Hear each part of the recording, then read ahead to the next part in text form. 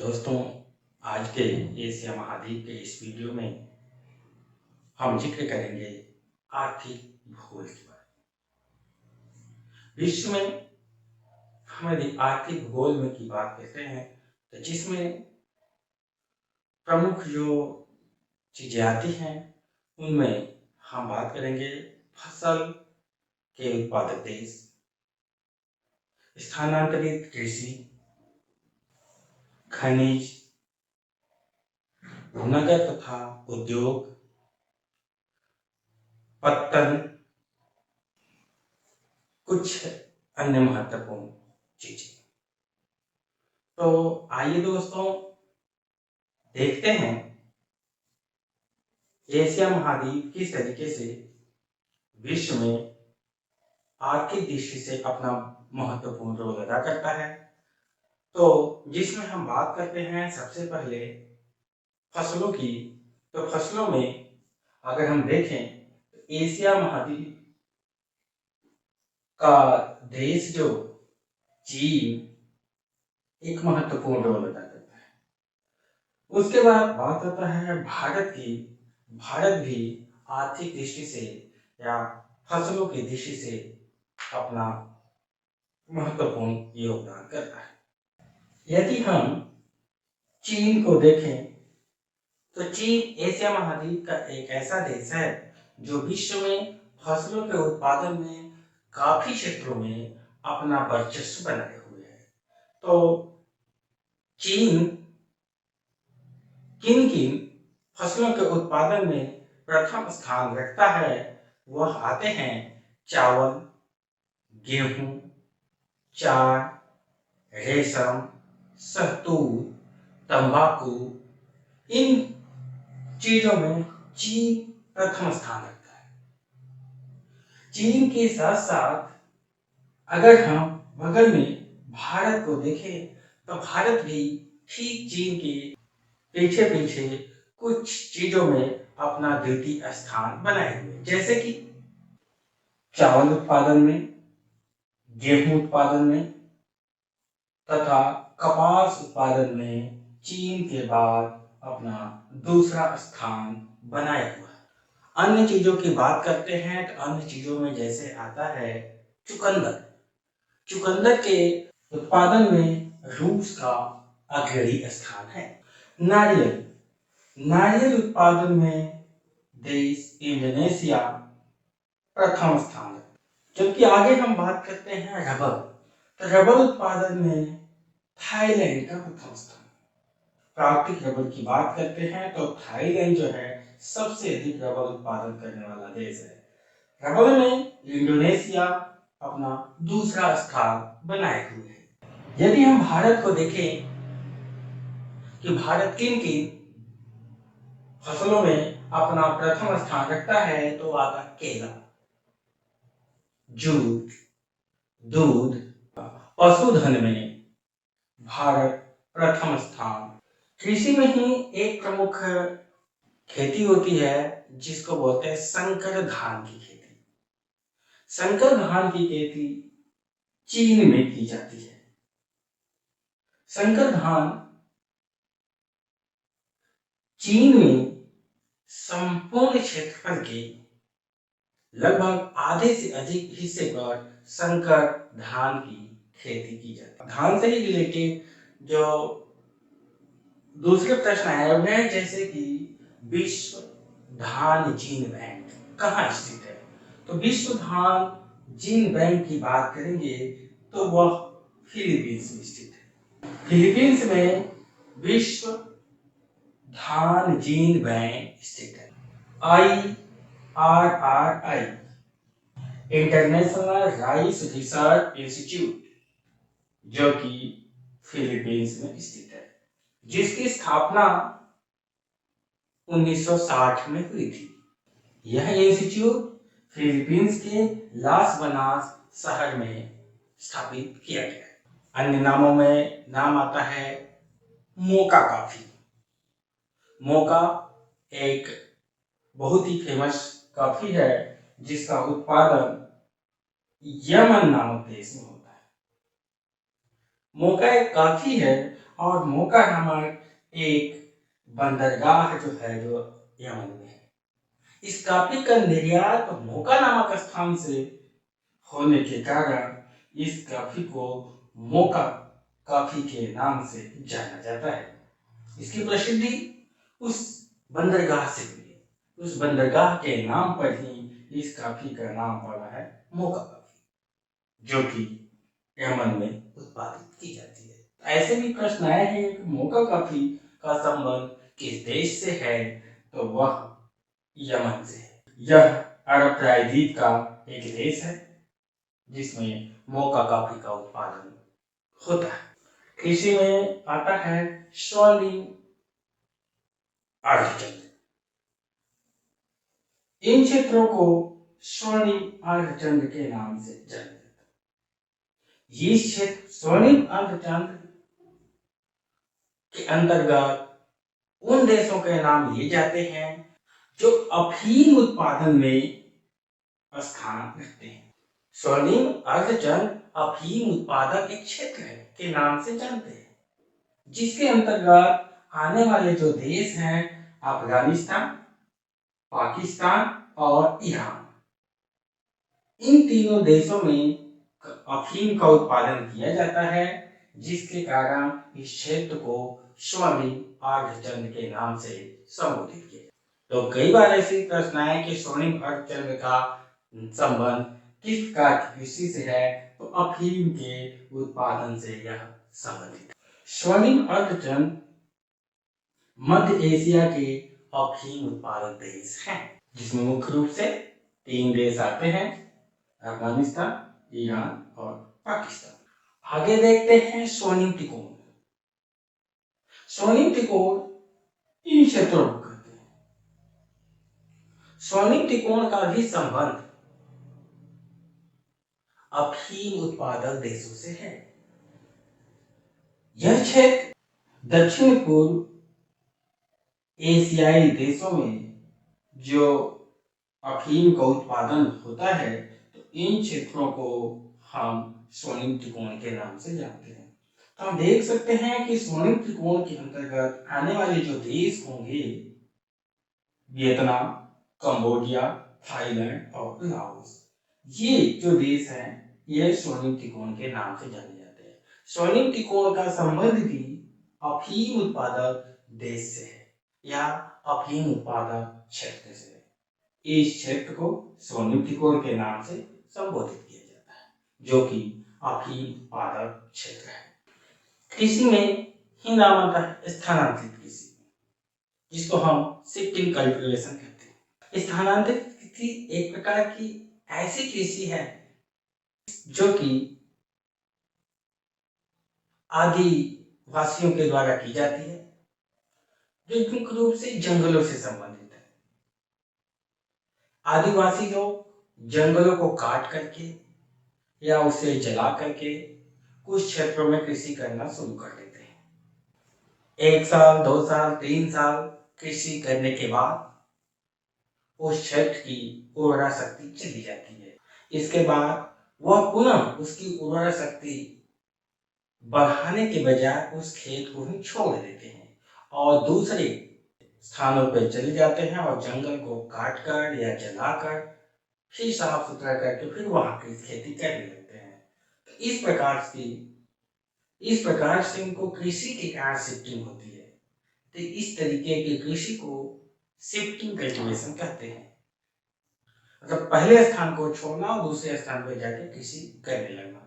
किसी भी स्थान पर तब तक कृषि करना जब तक कि उसकी उर्वरा शक्ति मेंटेन हो। तो एक स्थान पर 2-3 साल खेती की जाती है, 2-3 साल बाद वो खेत बदल देते हैं। खेतों को हमेशा बदलने की प्रक्रिया शुरू करते रहते हैं। इस कारण इस प्रकार के खेती को हम शिफ्टिंग कल्टीवेशन या स्थानांतरित कृषि कहते हैं। यह कृषि दुनिया के कई सारे देशों में की जाती है। इस खेती को अलग अलग देशों में अलग अलग नाम से जाना जाता है। जैसा कि देखेंगे, भारत में यदि बात करें तो इस प्रकार की खेती को भारत में झूम की खेती के नाम से जानते हैं, जो कि मुख्य रूप से नॉर्थ ईस्ट पूर्वोत्तर क्षेत्रों में की जाती है। यदि इसी कृषि की बात करें हम मलेशिया में, तो मलेशिया में इस खेती को लदांग के नाम से जाना जाता है। यही खेती यदि श्रीलंका में की जाती है तो इस प्रकार की खेती को श्रीलंका में चेन्ना के नाम से जाना जाता है। यही खेती यदि म्यांमार में की जाती है तो म्यांमार में इस प्रकार की खेती को तुंग्या के नाम से जानते हैं। म्यांमार में इस प्रकार की खेती को तुंग्या के नाम से जाना जाता है।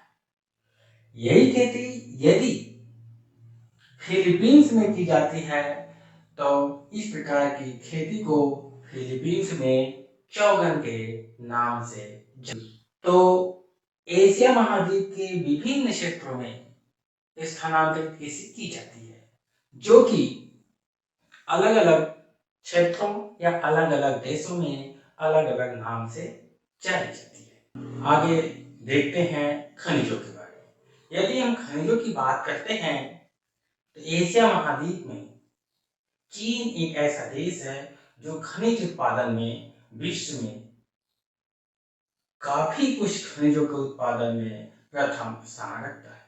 तो चीन किन किन चीजों में प्रथम स्थान रखता है, वो नाम है कोयला,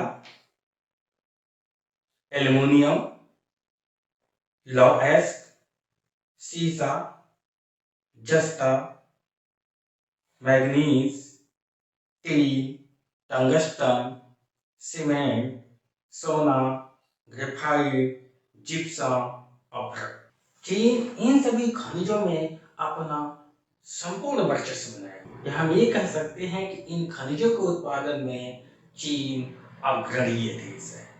यदि हम दूसरे अन्य खनिजों में बात करते हैं तो जैसे नाम आता है पेट्रोलियम। पेट्रोलियम के उत्पादन में सऊदी अरब अपना महत्वपूर्ण रोल अदा करता है। अग्रणी देशों में नाम आता है सऊदी अरब। अजरबैजान का बाकू शहर भी पेट्रोलियम के लिए काफी फेमस है और कई बार इस प्रकार से प्रश्न आया हुआ है कि बाकू कहाँ पर स्थित है या बाकू किस चीज के उत्पादन में अग्रणी शहर है या अग्रणी है, तो वह है पेट्रोलियम, जो कि अजरबैजान है और कैस्पियन सागर के किनारे पर स्थित है शहर बाकू। पेट्रोलियम के उत्पादन में वैसे तो संपूर्ण अरब प्रायद्वीप या खाड़ी देश काफी महत्वपूर्ण रोल अदा करते हैं। रेड बेसिन क्षेत्र, रेड बेसिन क्षेत्र चीन में स्थित है। यह क्षेत्र कोयले की दृष्टि से बहुत ही महत्वपूर्ण है। तो ऐसा भी प्रश्न आता है कि रेड बेसिन क्षेत्र किसके लिए फेमस है, तो वह चीन में स्थित कोयले के लिए फेमस है। तो रेड बेसिन में कोयले का अपार भंडार है, जिसके कारण चीन का रेड बेसिन काफी फेमस है। नगर और उद्योग, नगर उद्योग में बात करते हैं तो प्रमुख नाम आता है शंघाई। चीन का शंघाई शहर सूती वस्त्र उत्पादन की दृष्टि से महत्वपूर्ण है, काफी फेमस है शंघाई सूती वस्त्र के लिए। अनशन, चीन का अनशन यहाँ पे है। अनशन भी कई बार प्रश्न पूछा गया है कि अनशन किसके लिए फेमस है। चीन का अनशन जो है लौ इस्पात के दृष्टि से काफी फेमस। यहाँ से यदि हम इधर जाते हैं जापान में, तो जापान का नगोया और ओसाका, ये दोनों प्रमुख शहर सूती वस्त्र के लिए काफी फेमस है। ओसाका को पूर्व का मैनचेस्टर के नाम से भी जाना जाता है। मैनचेस्टर शहर से तो इंग्लैंड में है, जो कि सूती वस्त्र के लिए काफी फेमस है। उसी तरीके से जापान का ओसाका भी सूती वस्त्र में फेमस है, इसलिए ओसाका को पूर्व का मैनचेस्टर के नाम से जाना जाता है। एशिया महाद्वीप में पाए जाने वाले प्रमुख पत्तनों में नाम आता है जापान में टोक्यो, याकोहामा ये जापान के प्रमुख पत्तन है। पाकिस्तान में है तो पाकिस्तान के प्रमुख पत्तन का नाम है कराची, जो कि सिंधु नदी के तट पर स्थित है। और पाकिस्तान में ही एक प्रमुख पत्तन आता है जिस पत्तन का नाम है ग्वादर बंदरगाह। ग्वादर, इसे ग्वादर बंदरगाह के नाम भी से भी जानते हैं। तो ग्वादर पत्तन जो कि चीन के सहयोग से निर्मित है।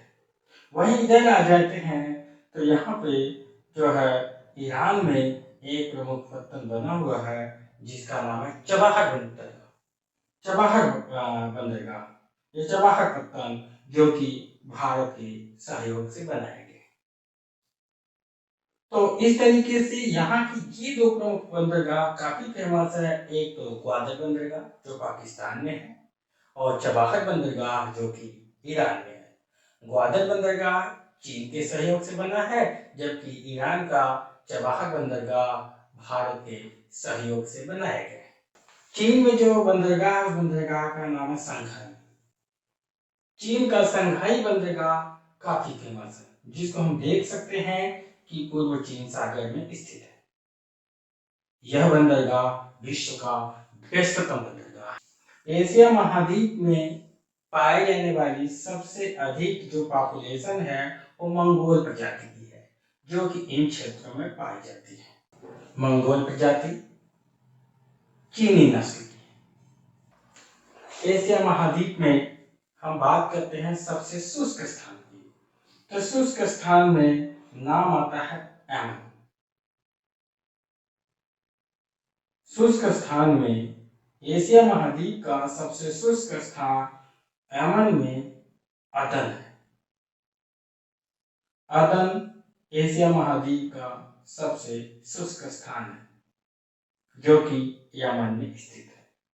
वहीं यदि हम बात करते हैं एशिया महाद्वीप का सबसे गर्म स्थान तो जैकोबाबाद है जो कि पाकिस्तान में स्थित है। एशिया महाद्वीप के सबसे गर्म स्थान जैकोबाबाद पाकिस्तान में स्थित है।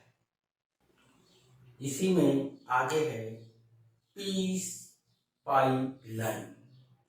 पीस पाइपलाइन एक गैस पाइपलाइन है जिसका संबंध ईरान तथा पाकिस्तान से है। यह गैस पाइपलाइन ईरान से पाकिस्तान तक गैस सप्लाई के लिए बिछाई और भारत को भी इसी पाइपलाइन के सहयोग से गैस की सप्लाई देने की बात की है। परंतु 2009 में गैसों के मूल्य बढ़ने तथा पाकिस्तान के साथ सुरक्षा के दृश्यों को देखते हुए जो है इस पाइपलाइन को भारत ने अस्वीकार कर दिया। तो प्रश्न आया हुआ है दोस्तों कि पीस पाइपलाइन क्या है? तो यह एक प्रकार की गैस पाइपलाइन है जो ईरान और पाकिस्तान के। तो इस वीडियो में इतना ही दोस्तों। अगले वीडियो में पुनः मिलेंगे एशिया महाद्वीप के कुछ महत्वपूर्ण तथ्यों के साथ। तो अगला वीडियो देखने के लिए सब्सक्राइब करें हमारे channel Shri Ganesh coaching centre. धन्यवाद दोस्तों।